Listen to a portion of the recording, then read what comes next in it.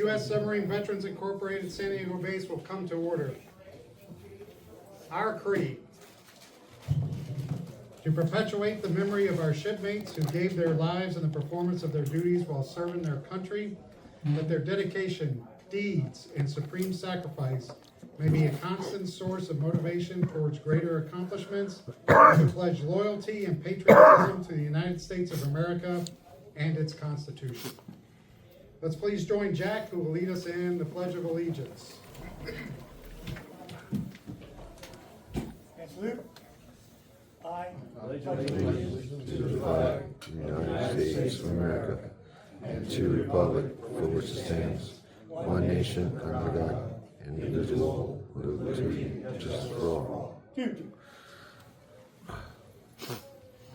Our chaplain is not here, so please join me in prayer. Eternal Father, we thank you for the heritage and liberty we enjoy as Americans, and for the privilege of having served in the submarine service. We ask your blessing for our shipmates who have made the supreme sacrifice in service to our nation, as we gather here this evening to honor and remember them. Bless our shipmates who have gone ahead on eternal patrol, and those of our group who are sick, troubled, and bereaved. And bless and protect our shipmates on active duty as they serve in the first line of defense of our nation. We humbly ask this in your name. Amen. Amen. We have one eternal patrol report. That would be Senior Chief Tom Jones. Fred would like to say a few words about him. MSC Jones, he was with me on the barbell. He qualified on the Schnook back in '67. Right. He's a good friend. We were on the barbell together, stationed out of Sasebo, Japan. Of course, Sasebo, Japan, you cover PI and Thailand. Anybody got anything about that to say? No, not here. Anyway, so he was a type of a guy who he was short, a short person, not physically, but the way he did things. If he could go along to so far, and then look at you and say, "F it," and walk away, and you're left with all the work. Right? It was a funny way he did that. Like I said, he was a pretty patient person, but when it got to the point where he wasn't interested anymore, and that was the end of it. You couldn't get him to do anything. But anyway, Tom is a good friend. He's up there with the rest of the guys.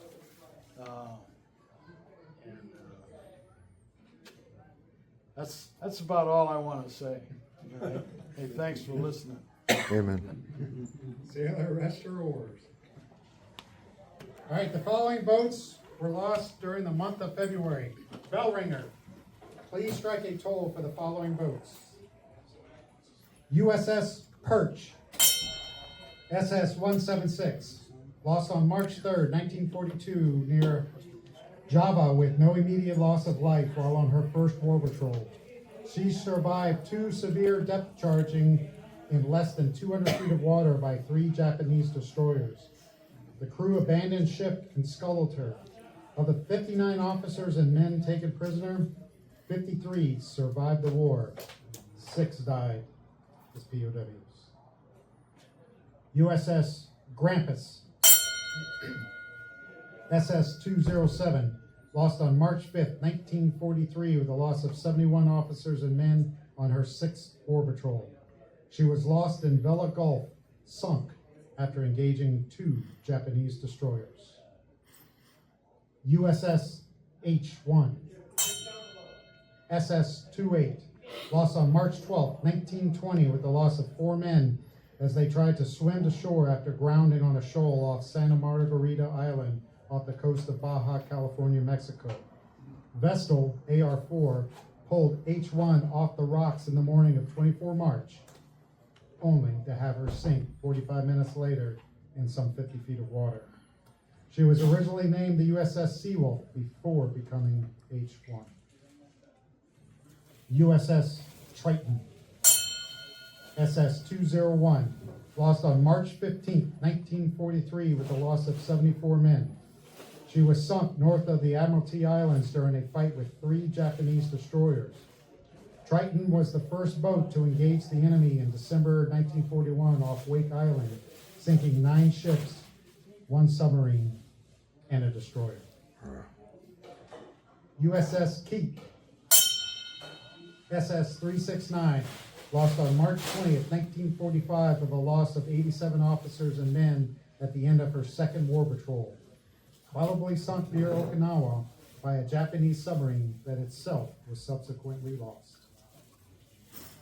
USS F4, SS-23, lost on March 25th, 1915, with a loss of 21 men. She foundered 1.5 miles off Honolulu when acid corrosion of the lead lining of the battery tank let seawater into the battery compartment, causing loss of control. She was raised in August of 1915. USS Tullabee, SS-284, lost on March 26, 1944, with a loss of 79 officers and men on her 4th war patrol. It's believed she was a victim of a circular run by one of her own torpedoes. The lookout was the only survivor, and he survived the war as a Japanese prisoner. USS Trigger, SS-237, lost on March 26, 1945, with a loss of 89 officers and men on her 12th war patrol. She was lost during a combined attack by Japanese anti-submarine vessels and aircraft. Trigger ranked 7th in total tonnage sunk and tied for the 8th in number of ships sunk. Please observe a moment of silent prayer.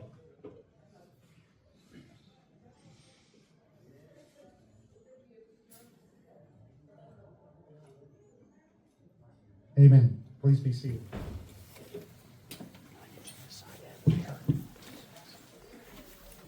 Before we get on with the business, I don't know if anybody picked up on some niceties in the reading of the tolling of the boats. There were several of the submarines that it took 3 Japanese destroyers to go after them, and yet it was only 1 submarine that took out multitudes of their vessels. Hear to that. You're up.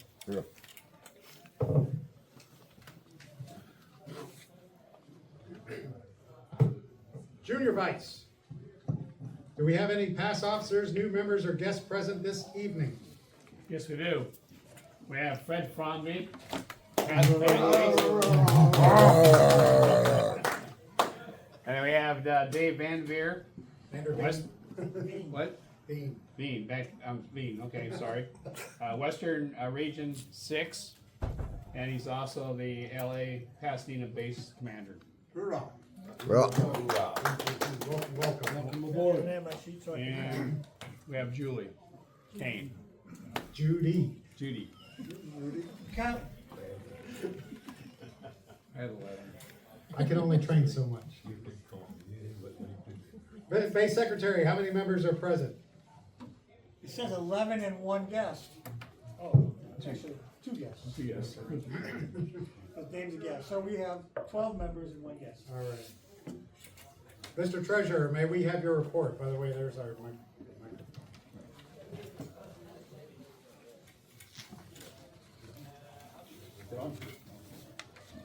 I'll talk loud. I put out a memo on each of your desks out there, on your table, so you'll see, follow along with me. We had finished the month with 1582 in checking account and 20,006 in savings, giving us 22,246. Only check outstanding is one right now that is sent for national dues, and everything else is cleared. Any questions? Thank you. That's Fred. Want to change my number to 13? Sorry about that, I was late on that. Right with that. I thought you did a head count. Do we need to send you to reread them math? I forgot to count me. Oh, roger that. All right, the minutes of the February meeting were sent via MailChimp and copies are on the tables. Are there any corrections, additions, or deletions that need to be made to the minutes? Seeing no hands, hearing no voices, the minutes will stand as published.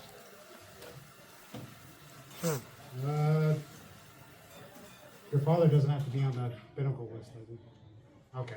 All right. Pinnacle list. Only Mike Hyman is on the list. Does anyone know of anyone else who should be on the list? Or who wants to be on the list? But we can always arrange that. Who wants to be on this? I do. All right. Jack, parade committee. Parade committee. There's a microphone for you. We get a microphone too. All right. I'll read it right off of here. It's Linda Vista Parade, 26 April. Parade starts at 11 o'clock. Float stage is at 9 o'clock. And who's hauling the float that day? That'll be me. Mike's hauling the float that day. And look for the maps. In another week or so, I'll put out the map of how to get there. And you have to go in the back door on that street. So again, on the 26th of April, 1100, 900 to set up the float. And that's gonna be a pretty big day for us, as you'll find out. Chris, membership. 168. That's because we had 3 people drop off. 2 of them we will try to connect with. Paul, scholarship. You want the microphone? No, I'm fine. April 15th is the deadline. We're getting there.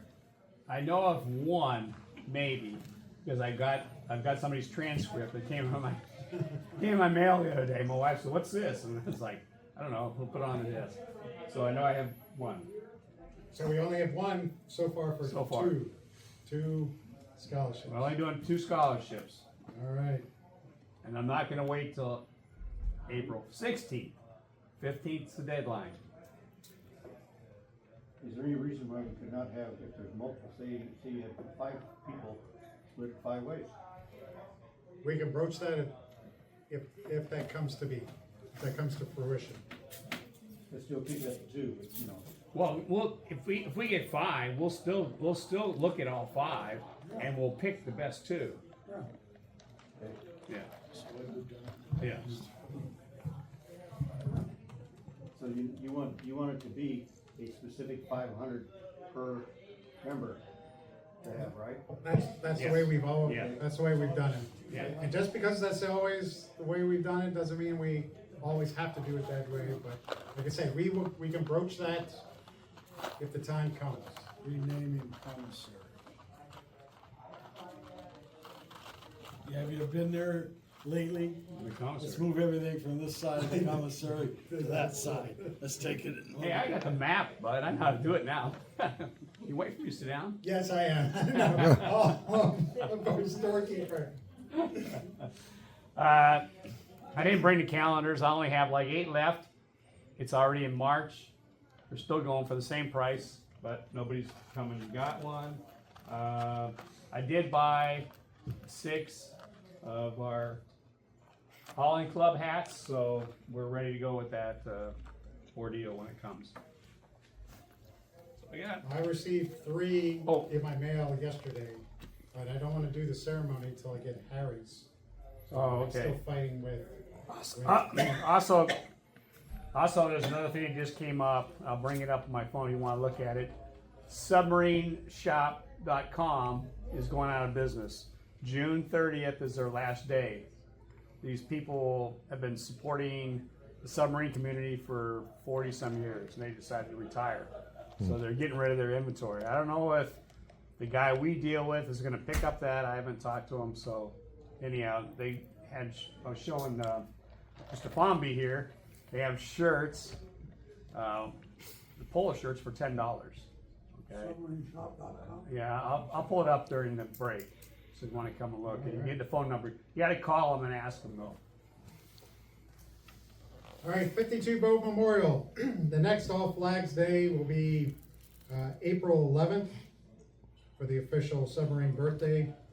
That is a Friday. We will deploy at, it says 07. We're gonna deploy at 0730. I'm picking up the flags at 0700. 0730, and we're gonna retrieve at 1700. Because there will still be light outside at that time, since we sprung ahead 1 hour. For planning purposes, April the 5th, because this is gonna be before our next meeting, April the 5th, 10 a.m. at the memorial, we're gonna have a working party to clean all the monuments. Should take us an hour or so, that's how long it took us the last time. So we wanna clean the memorial, make it nice. Float committee, oh, that's me. We will do a float working party before the Kiwanis Day Parade, which is on May 17th. So we will have more information in April on that day. It'll probably be May 10th. We'll have to talk to the person who's going to be pulling the float. That's a good weekend for him. We'll have planning on that. So we're not going to be working on the float before the April 26th Linda Vista Parade, because somebody's not going to be around a lot in April.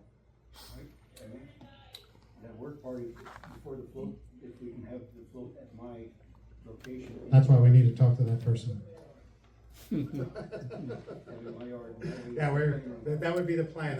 That's why we need to my plan. house. The plan is to have the float at Harry's house for the working party, because he'll be pulling it for the Kiwanis Day Parade. All right, Neil, Boy Scout coordinator. Liam Morez, Troop 975. Aiden Fratelloni, I don't have his troop. Hunter Tarbom, Troop 755. Zeke Campbell, Troop 327. Nick Taylor, Troop 51. Mia Anderson, Troop 308. Luke Contreras, I don't have his troop. Ethan Abbott, Troop 346. And Preston Lang, Troop 975. Thank you, Neil. All right, we're gonna have a presentation on the Western Region Roundup, which just happened this past weekend. Queen Mary, it was on the Queen Mary. This way I took this off the Western Region Roundup website. Fair use, by the way, fair use.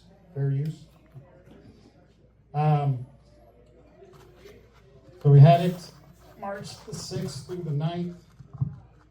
And it was sponsored by LA Pasadena base. Dave. It was a good time. You should have been there. But this will hopefully make you wish you'd been there. Sorry, I don't want to have to run over to my computer screen all the time and see if this works. You can try pulling the battery out, and putting it back in, sometimes it makes it work. If it is, I'm done with this. sketchy. I hate technology. All right, who attended? Well, there was me, there was Ray. Ray had to leave early, unfortunately. There was Jack and Judy, and there was 3 members of the Trieste base and their wives. These were our local contingents down there. There's also 2 national members there. So the guy on the left, that's Tim Carlisle. He is our senior vice commander for USSVI. And then the guy on the right, this is Sid. He's the national treasurer. So those 2 were at the Western region. Right now, these pictures were taken while they were talking about national operations, one of the presentations. So if you had been there, you would have been able to meet them. Where was this? I was on the Queen Mary, as Fred pointed out, Target. Interesting fact about the Queen Mary is during World War II, it was painted gray and was used as a troop transport ship. It was because it was pretty dang fast and could outrun German U-boats. So as far as it being a target, it was not so much. Well, it wasn't a U.S. target. By the way, Queen Mary, that was the grandmother of Queen Elizabeth II. She was the mother of King George VI. Well, it's 8th. So he ascended to the throne when his father passed away, and then he abdicated so he could marry some English or American actress. I can't remember her name. Sussman or something like that. And his brother became, and if you saw the movie The King's Speech, the stutterer, that was him. That was Queen Elizabeth II's father. Queen Mary, that was his mother. I'm not too much into British royalty. I'm confused. Back above the engine room, they actually had this. This is the largest Lego model of a ship. So it's pretty long. And if you look in the background, you can see a bust of Lego bust of Winston Churchill. So Wow. that was pretty cool. Here's some views of the ship. Where we were was in this aft portion. We actually sits next to the Carnival port, and a lot of the people who will take the Carnival cruise, either coming in or going out, they will stay on the Queen Mary either the day they come in, and then go out on the cruise ship the next day. I will tell you, it's kind of weird sleeping on a cruise ship that doesn't go to sea. There's no rocking in. No, it just moves up and down. No heat either.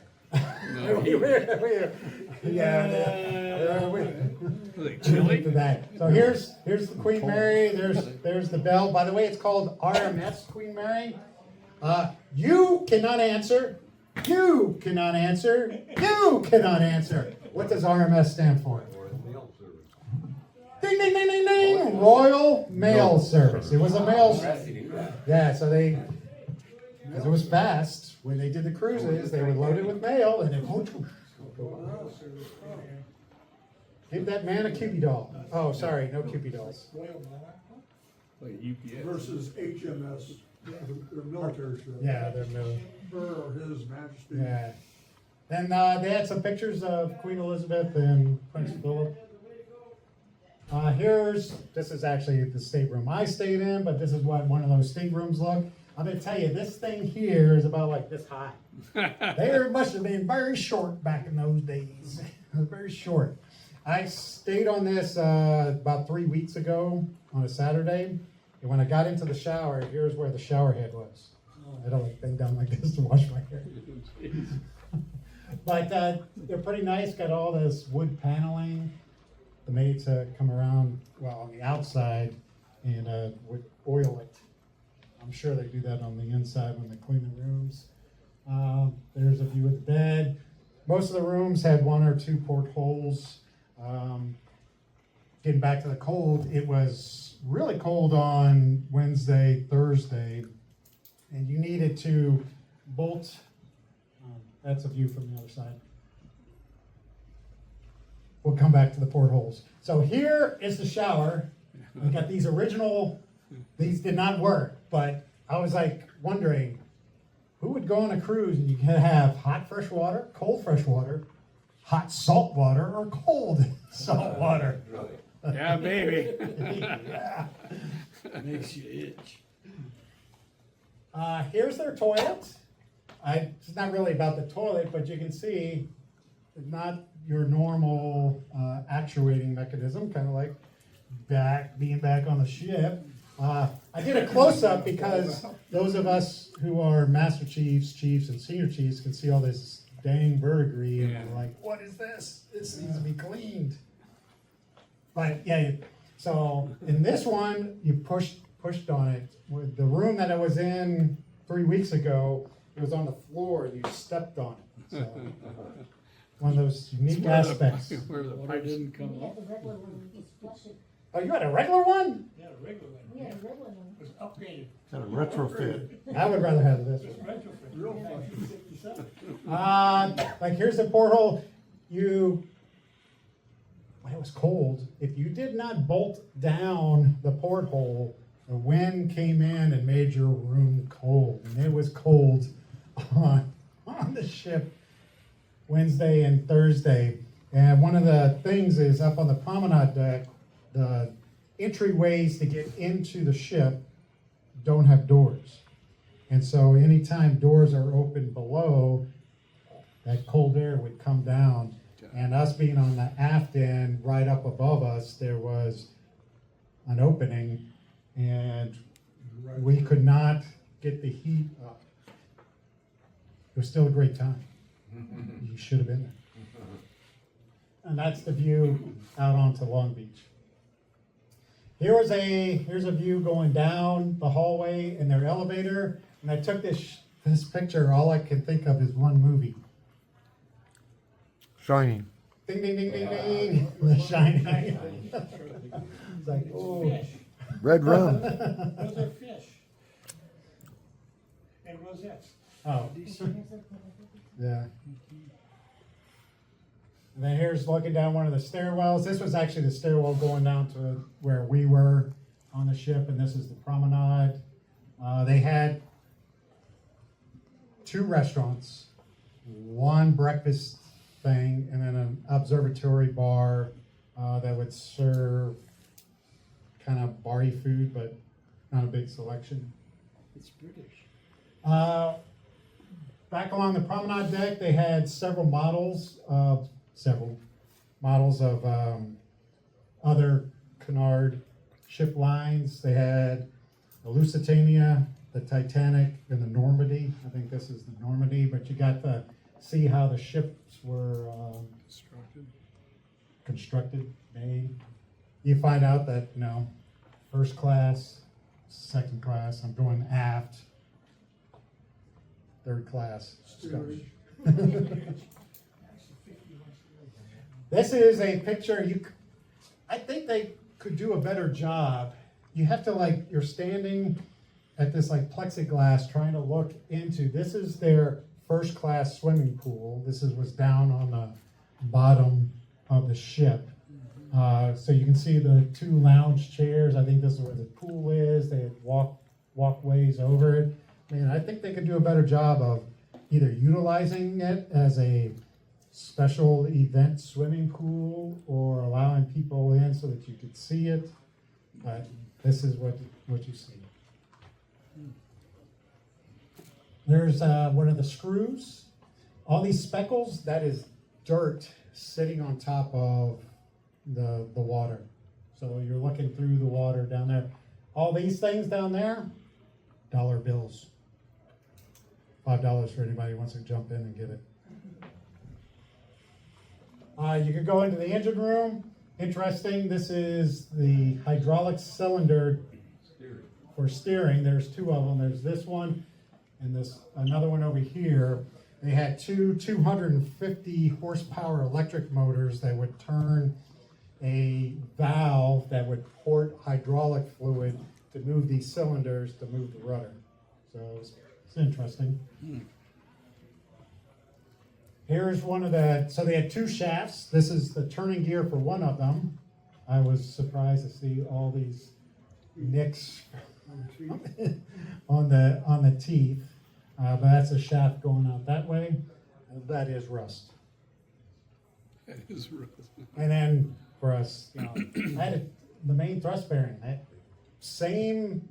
When you were walking down there, they may have upgraded the equipment as we went from, basically coal fire to nuclear power, but a lot of the components and how they work and how they're connected is exactly the same. So here you have a thrust bearing, main thrust bearing. Here you can actually look, so you can look into the reduction gears. So you have, this is the pinion gear onto the main bowl gear. So you actually got to look into it. And then here is how they controlled the steam going to the main engines.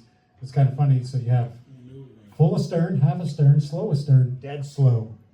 I wonder how slow dead slow is.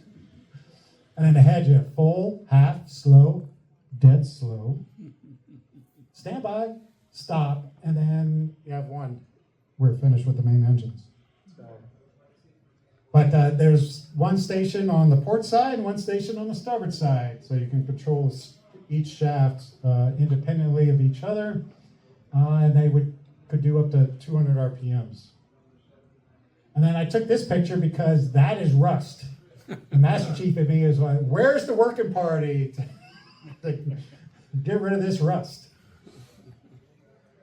All right, where did we meet?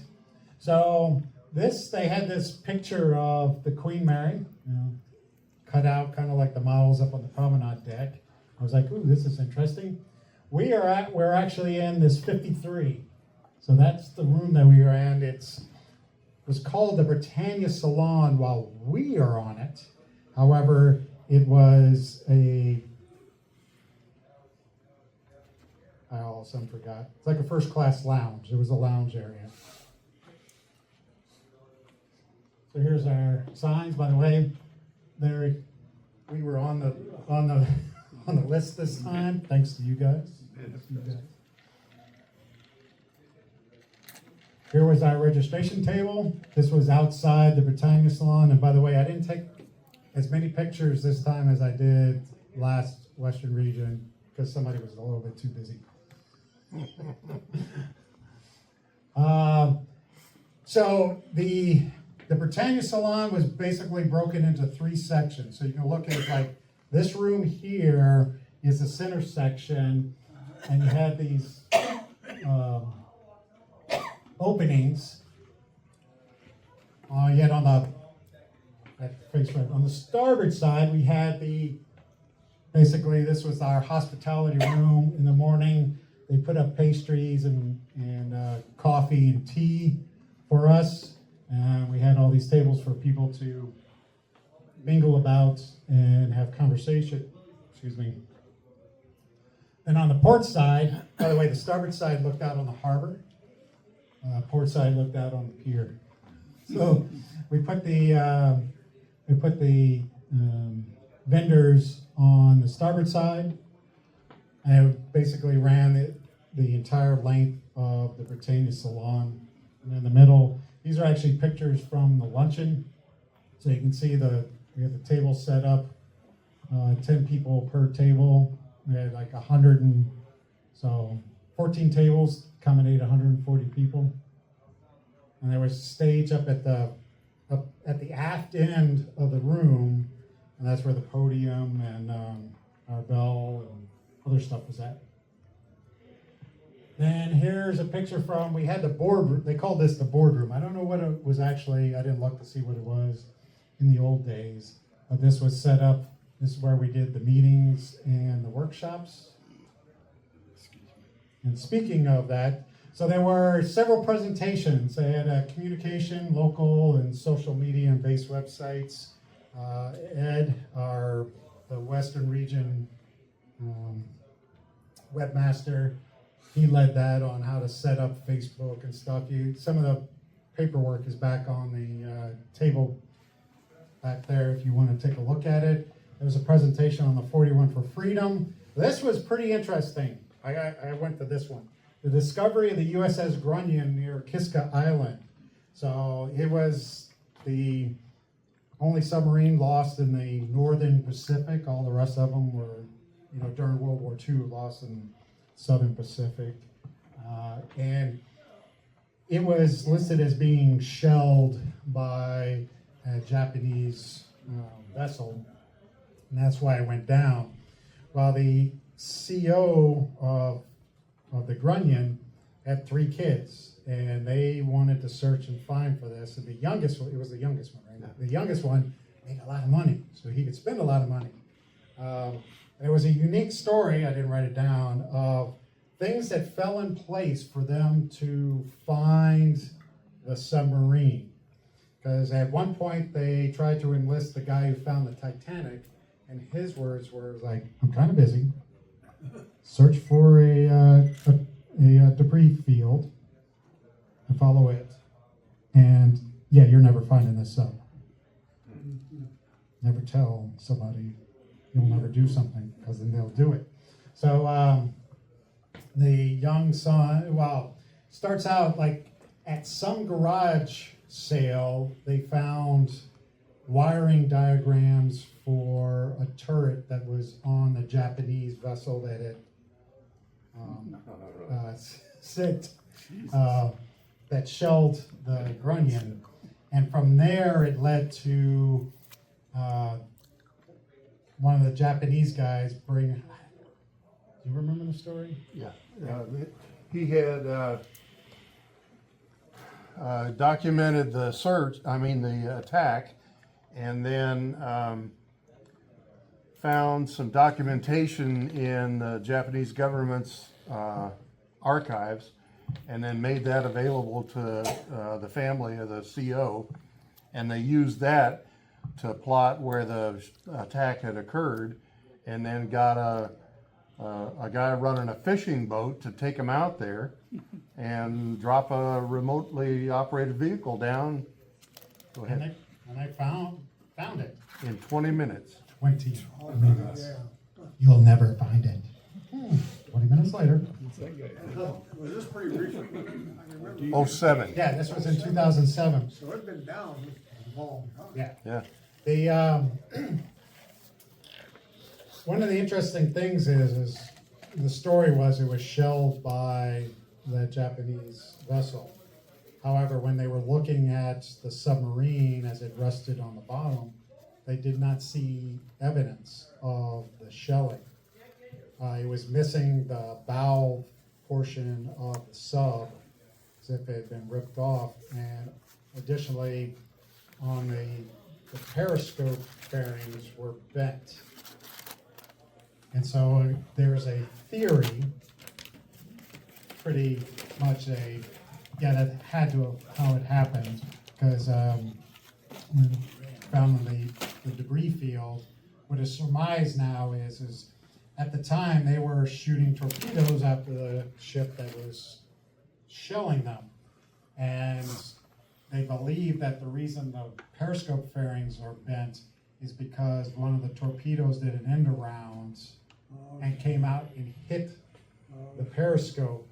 The CO ordered the sub full dive to go dive, and then the bow planes were notorious for sticking. And so looking at the side of the mountain where they went into, the sub just went straight down, hit the mountain, breaking the bow off, and then it just slid down and rolled over. And so, What was the depth of the water where they found it? 3,000 feet. Ooh. So that was an interesting story. And the person who gave that story was on that expedition in 2007 and was the nephew of the CO of the Grunion. So he was a family member. It was pretty cool. Should have been that. Oh, I'm going too long. Then we did something on National Base Awards, and then National Operations. We had 2 workshops on new member recruitment and community outreach. I did not go to those. I was someplace else. And then for our events, we had a welcome luncheon where our guest speaker was Captain Jessica O'Brien, who's the commanding officer of the Naval Weapons Station, Seal Beach. We had a welcome roundtable, speed dating. We did the towing of the boats. We had our submarine movie night for Das Boot. And then we had the banquet dinner where our guest speaker was Rear Admiral Charles Brown. He's retired. He's a former PAO to the CNO. So you might ask yourself, why at a submarine thing would we have 2 guest speakers who aren't submariners? However, Jessica O'Brien, what is located at Seal Beach? The World War II Submarine Memorial West is on her command. And she's done a good job taking care of the thing for us after some neglect by her two previous commanding officers. So she honored the submarine force by keeping that up. And there's a World War II Submarine Memorial East. That's in Groton. Correct. And then Rear Admiral Charles Brown, who was a PAO, he now works for Bartlett. They were one of the sponsors of the convention in Cleveland. And so he is now involved in support for the submarine force. So, although not submariners, they support submariners. And he actually was filling in for the Commodore from Squadron 11. You might have seen something on the news about submarine or exercises with the fleet. He also was certified on one of the new boats, so I had to back out of his speaking engagement. Luncheon, I'll tell you what, the food was phenomenal. Phenomenal. Here's Captain O'Brien, and there's our guest, giving her an award for showing up. Showing up. Showing up award. Here's where we had the towing out on the back deck of the Britannia. If you see this little dome thing, this is where the Spruce Goose used to be located. Now Carnival uses it for their cruise. On here's we faced out to the harbor. It was a really good time. Dave did the towing. It was awesome. There he is. And then there's Willie, that is an awesome bell. Awesome bell. And then here was movie night. The movie is over 3 hours long. And we started the movie at 7:30. They were still up. I was surprised at how many people stayed to the end of the movie.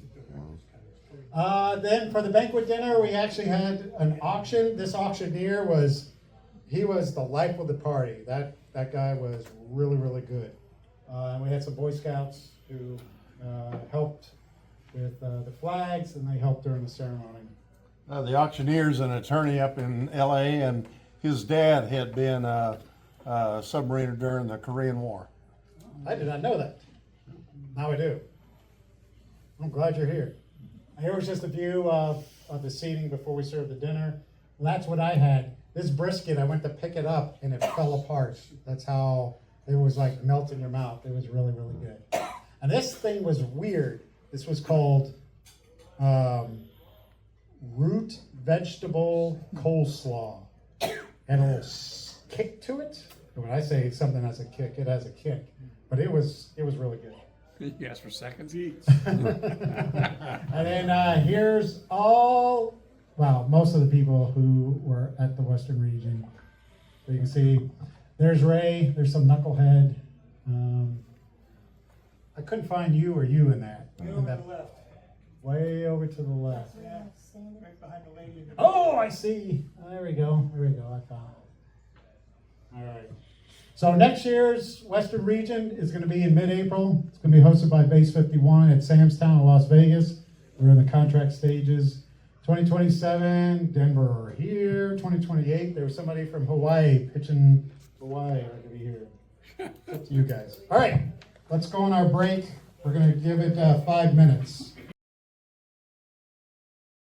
We'll have a guest. Did you? See if you stick with the.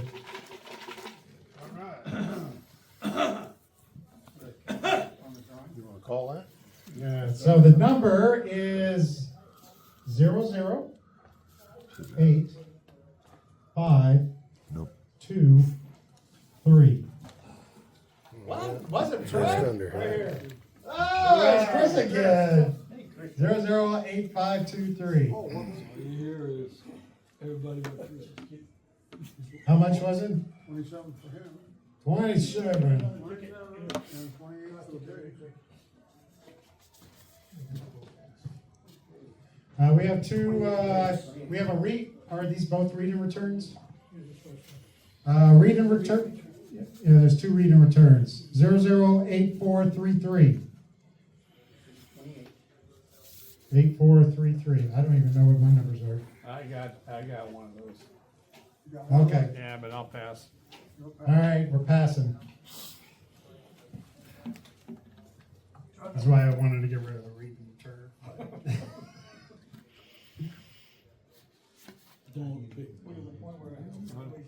Yeah. 008541.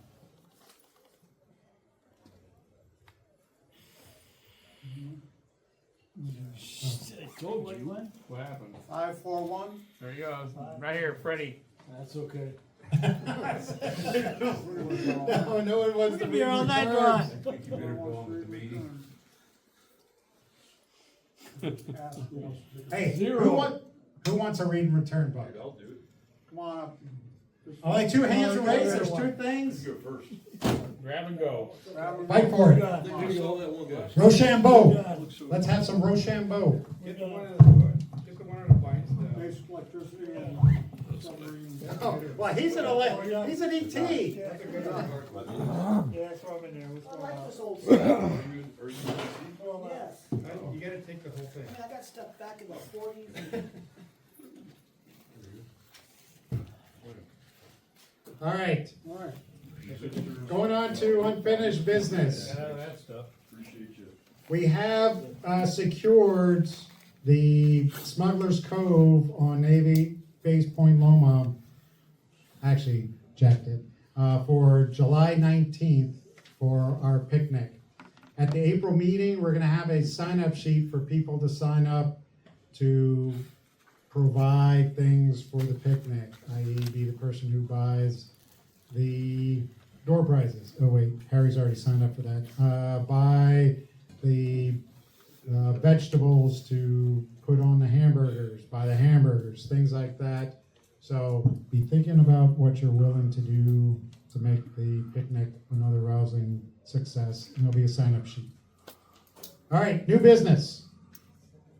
Need to get, Ray's not here, so I'll have to do him at another time. So I need Paul, Harry, and Scott to come up forward, and we're gonna do the induction of our elected officials. And we have, Dave Vanderveen here. Western District 6. Probably don't need this, but use it anyway. Do you have your whole board here, or is anybody missing? We have one person missing. Well, the good news is, these guys have an easy job tonight. The bad news is, the guy who's missing has to have all of that tattooed.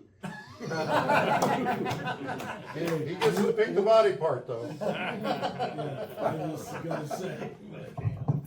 Okay, we'll run through this quickly. Ray. Recording is running. Yeah. I do hereby solemnly swear I do hereby solemnly swear that I will faithfully execute the office to which I've been elected, that I will faithfully execute the office to which I've been elected, and will to the best of my ability and will to the best of my ability preserve, protect, and defend the Constitution of the United States, preserve, protect, and defend the Constitution of the United States, and serve the best interests of our nation, and serve the best interests of our nation, the United States Submarine Veterans Incorporated, United States Submarine Veterans Incorporated, and the U.S. Submarine Force. and the U.S. Submarine Force. And you're ready to run the San Diego base. It's kind of long for those of us with dwindling memories, short-term memories. Short term. That's why I have to read the thing. Rocky could do it for memory, but I can't.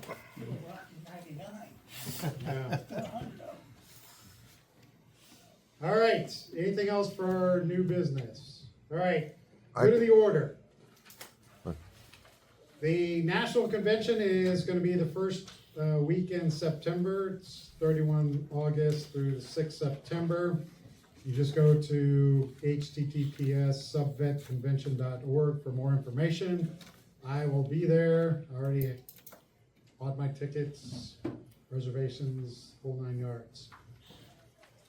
Back on the back table, and when I say back table, back square table, right here, there's an advertisement for a virtual 5K that's going to be run 6 through 12 April for fundraising for the Submarine Birthday Ball.